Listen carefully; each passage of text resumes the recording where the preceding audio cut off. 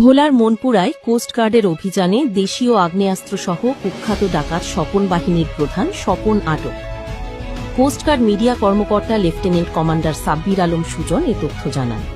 তিনি বলেন, ভোলার মনপুরা থানাধীন কাজীরচর সংলগ্ন মাছের ঘাট বাজারে গত ২১ জুলাই ২০২৬ রাত ১১টা হতে আজ ২২ জুলাই দুপুর ৩টা পর্যন্ত কোস্টগার্ড বেস ভোলা ও আউটপোস্ট মনপুরা কর্তৃক গোপন সংবাদের ভিত্তিতে একটি বিশেষ অভিযান পরিচালনা করা হয়।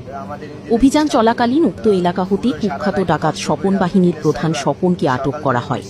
এ সময় তার দেওয়া তথ্যের ভিত্তিতে উক্ত এলাকায় একটি মাছের আড়তে তল্লাশি চালিয়ে একটি দেশীয় একনলা বন্দুক ও ৮টি দেশীয় অস্ত্র উদ্ধার করা হয়। আটককৃত ডাকাত স্বপন ভোলার মনপুরা থানার হাজিরহাট এলাকার বাসিন্দা।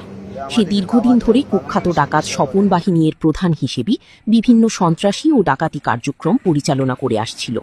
উল্লেখ্য,